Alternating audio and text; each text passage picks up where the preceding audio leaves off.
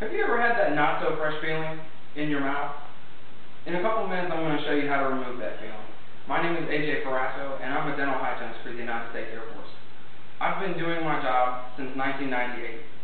I began my schooling in 1995 here at the New Horizons Vocational School in Hampton, Virginia. I've also perfected my skill throughout the country. Here in Virginia, also in the District of Columbia, Maryland, Alabama, the United Kingdom, to include Mildenhall, Lakenheath, Heath, Cambridge, and also the country of Afghanistan. A couple of things that you need to know while maintaining your oral hygiene would be toothbrush selection. There are some folks out there that don't have their own teeth, right? We call them partials, we call them dentures. Sometimes you'll see grandma take these out right after dinner, and she'll put them in a little water with some solution, okay? And that's great. That'll help take care of a lot of stuff. In addition to that, grandma needs to find a hard bristle toothbrush, okay? That'll take care of all the food and everything from in between and on the gingiva. Something else that a hard bristle toothbrush is good for are your sneakers.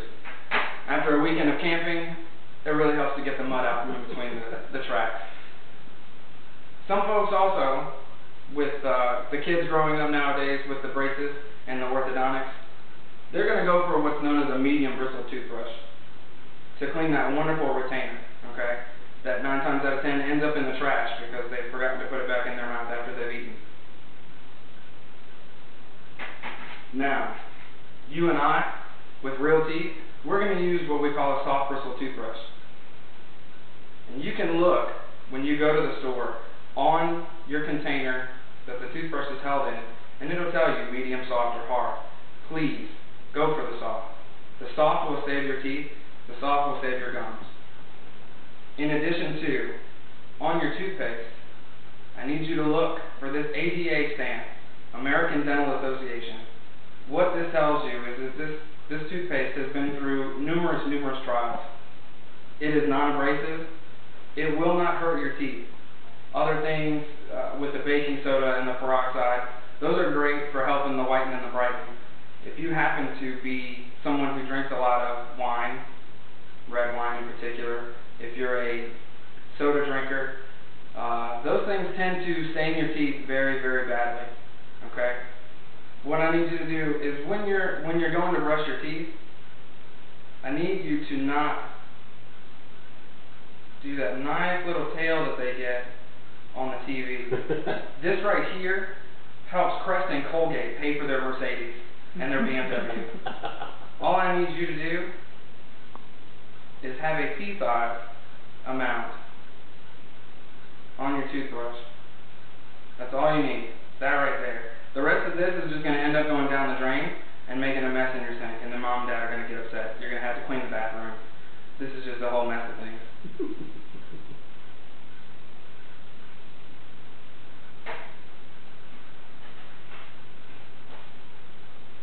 When you're brushing your teeth, I've just given you the amount of toothpaste to use. If you look, can you see my fingernail? If you look at your fingernail when you're brushing your teeth, the amount of pressure that it's taking for you to make your nail bed turn white is all the pressure you need to brush your teeth. Okay? If you're doing one of the gripping the handles and you can see the whiteness in your knuckles, that's way too much. You are squeezing way too hard, and you are pushing way too much. And what that's doing is that's causing a lot of friction on your gums. And your gums don't need that. And what they'll do is they'll end up, if you're brushing on top, they'll run to the top, they'll recede. And if you're brushing on the bottom, they'll recede to the bottom. You're also pushing a lot of food in between your teeth. Okay? And if you're not flossing on a daily basis at least once, you're going to, again, run into problems. Okay, so what we've covered is toothbrush selection, right?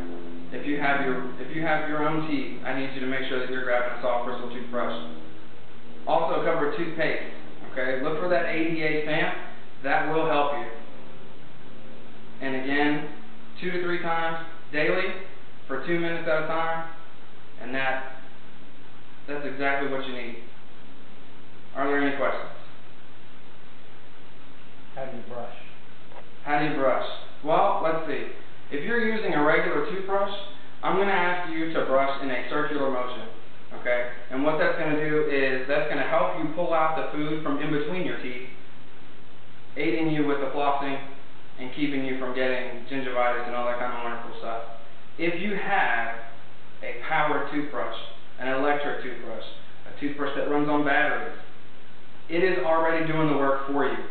All I need you to do is just hold it there, 20 seconds, move it to the next tooth. 20 seconds, move it to the next tooth. Don't get in there and start doing the back and forth and up and down. You're just creating more friction, and all that's going to do is aid in your gum recession. Should we be looking for toothbrushes that have the longer bristles at the end to get to the back teeth? If you have a toothbrush that's got the longer bristles at the end, that's fine. There's no problem with that. It's going to aid you if you can't open wide.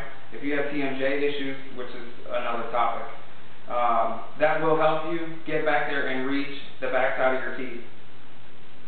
So yeah, that's okay. That's not a problem. Any other questions?